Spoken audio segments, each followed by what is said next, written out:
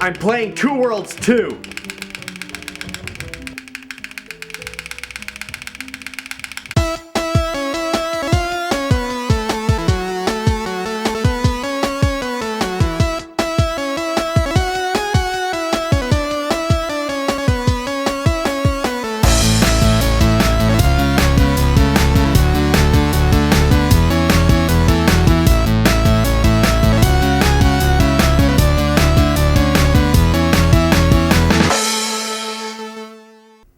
Two Worlds 2 is a game that I never wanted to exist. The first one was such an abomination that the very idea that it got a sequel infuriates me. But it's here. In my hand. The funny thing is, it didn't even start out as a sequel. Since pretty much the day the first Two Worlds got released, plans were already underway for an expansion pack. I don't know how they got it in their heads that the world needed more of that game, but I digress. It was titled Two Worlds: The Temptation. The temptation of what? No idea. If I had to guess, the taint. And much like its core game, the expansion saw numerous delays. It got to the point where it pretty much disappeared off the release charts. I had completely forgotten about the game for about a year, when it was officially announced that Two Worlds: The Temptation would become a full-fledged sequel. The developer knew that this game had to be good, and even fully acknowledged how terrible the first one is. They even sent out apology letters to retailers explaining how sorry they were that Two Worlds sucked. I am not making that up. That actually happened. But the best apology that they can give to us is to give us a good game. And they respond with Two Worlds 2. More like Two Worlds 2 soon. Haha! Sorry. The game opens in a castle with our hero and his sister Kira from the first game, shackled to chairs. They're being tortured by this guy, Gandahar. Wait, Gandahar? From the first game? Last I checked, I killed his ass. But he's back now, I guess? Maybe they're just pretending that the first game didn't exist. I wouldn't blame them. I do that every day. Turns out Kira is possessed by Oziral, the fire god, and Gandahar is transferring the hero's life force into her. The guards start bringing him to the dungeon when he is saved by some orcs. Apparently he's been chosen by some prophet, but the orcs doubt him. This is it? We came here for this? Everything will be explained once we reach El Sorna. Now, go with Tarfar. I'm not leaving without my sister. Not without Kyra. Oh, it's Kyra now. Okay, I'll roll with it. Before the group can escape, they're stopped by Gandahar's right-hand man, Sordahan. And you know Sordahan's a badass. He's got a big glowing sword, menacing armor, and a helmet designed after a deer. He fights Rogdor here in a cutscene that tries way too hard to be cool. Necessary! You know, I gotta say, I actually look forward to fighting this guy. This is how you set up a villain. Show how powerful he is, so that you'll know that he'll be a difficult... Did that orc just kill one of the game's bosses? Great! God forbid I have something to look forward to! Anyway, everyone escapes through teleports, and you meet their prophet, Kasara Breasts. Really? Was it vital to have her nipples poking out in the character model? Real mature, guys. She pretty much explains that Gandahar is evil. If he isn't stopped, bad things will happen. I don't think I needed a prophet to tell me that, but okay. I want to talk about the main character for a moment here. It's no secret that in the first game, he was pretty much a big, dorky idiot. But now he's a dark, gritty, and brooding idiot. That was close. Not close enough. He's also a man of few words, constantly speaking in fragmented sentences. You know, because he's filled with sore pain. It's already hard enough to take him seriously, but when engaged in conversation, everybody has the most unnatural body movements I have ever seen. Seriously, it looks like a theater troupe consisting of second graders trying to perform Macbeth. They also try to imply a love connection between the hero and Darfa, the orc chick. 'Cause I'm not an orc. Oh, you're not an orc? Okay. It's not so weird then. This is never expanded upon. This plot thread gets abandoned really fast. This is as far as it goes. Much like my dates. To stop Gandahar, the prophet wants information to figure out what Gandahar is doing. Even though I know what he is doing. Evil. Now I'm finally released into the world, free to explore to my will. The game is filled to the brim with side quests. Like, they are everywhere. It rivals MMORPGs in number. And like an MMORPG, I don't really care about why I'm doing the quest. I only care about what I need to do and what I'll get for doing it. But I guess I took the wrong quest to begin with. The very first battle that I get into that isn't part of the tutorial is against some skeletons.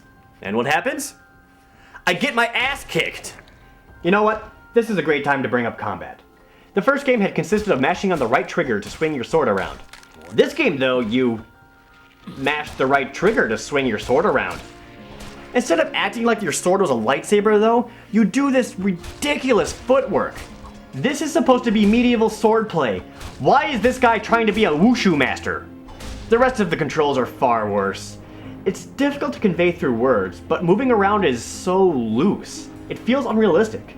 The controls are needlessly complex. Get this. In order to start combat, you need to unsheath your weapon. To do that, you press down on the D-pad. Why? Why down on the D-pad? Why not, I don't know, the X button? Oh, X is the map. This is a vital function I need to have available at a moment's notice. What about Y? Oh, Y is the quest log. Again, very important that I be able to bring that up at any time.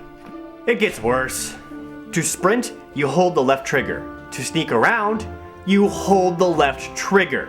So to move really, really fast and move really, really slow, you press the same button. It's the same thing during combat. You need to hold left trigger to block, but if you're moving even slightly, you'll start sprinting around.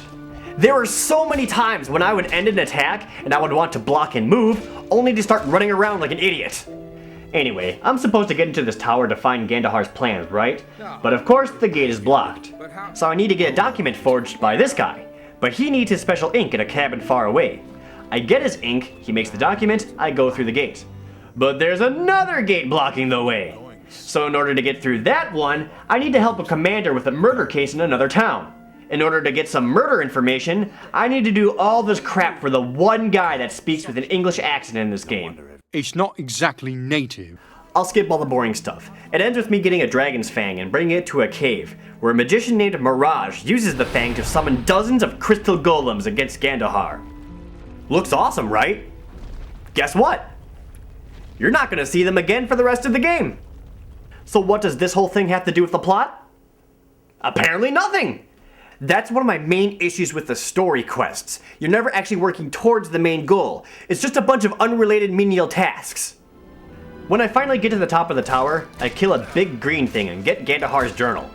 I bring it back to Underboob, and we flip past all the pages about his feelings and insecurities.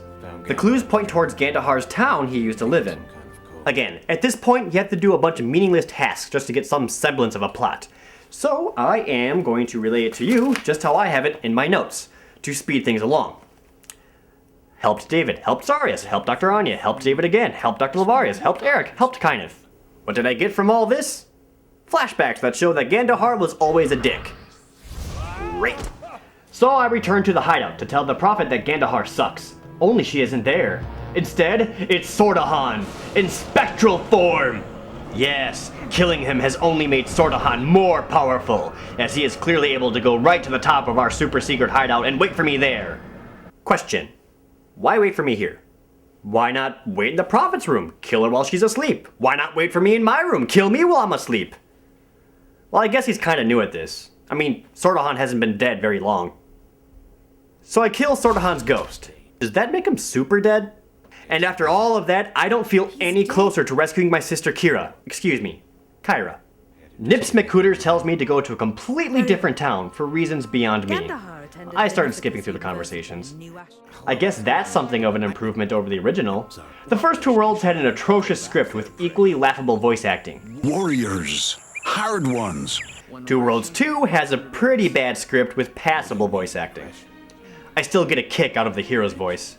What happened to avoiding introductions? I sincerely hope that he's like that every day. Weather's nice today. Those were some good waffles. I'm dead inside. At this town, the village priest Garadel wants me to kill a witch. Only she's a good witch that's been protecting the town. She wants me to help her get her strength back by getting an old love letter. After the letter, she asks for some plants. And then finally a scroll from Gardadel's chapel. See what I meant when I said the plot quests felt redundant? But the witch's old lover got attacked in the catacombs. Turns out Gardadel is the evil one. Well, of course he's the evil one. Look at him. He's got the Matrix running through his robes. He becomes a demon, I kill him, take his heart, and go back to the hideout. Now, we're ready to save Kyra, and take down Gandahar once and for all. I go through a secret passage through their dungeons, and make my way to the throne room. And it's here that the game inexplicably starts throwing plot twists at you. Let me sum it up. Surprise! Darfa is here. Surprise! Kyra is okay. Surprise! Gandahar is good. Surprise! The prophet is evil. Surprise! She's a dragon! To clarify, the evil god Oziral is trapped inside Kyra, and Gandahar has been keeping her alive so that Oziral doesn't escape. But Kira, Oh, it's Kira again. My bad. Oziral was controlling Gandahar since the beginning, and Memory McLovebuttons was created by Oziral. Darfa is here because she got the memo. At the top of the castle is the tomb of Oziral. The only way to seal him away for good is to use pieces of his creations. The demon's hurt. Orc's blood. Wait, didn't you say... I'm not an orc. Right. With a few ballista shots, the dragon is slain, and Oziral is sealed away for good. But with Gandahar having been killed off-screen, a new emperor must be chosen. Hell yeah! Now that's a reward for defeating the ultimate evil. Let me have control over the land, and give me the ultimate power so that... Wait, what? Kira? Kira becomes the emperor? Well, what the hell do I get? Oh, a sexual tensionless walk with Darfa before she vanishes. Just what I always wanted. That's it. That's the game. I fully anticipated a painful experience, and it was over before I knew it. That's why my final rating for this game is a doctor shot out of 10. Yeah, I came in with a negative mindset, but just like getting a shot, it's really not that bad. It's by no means an especially good game, but it's not the worst thing in the world either.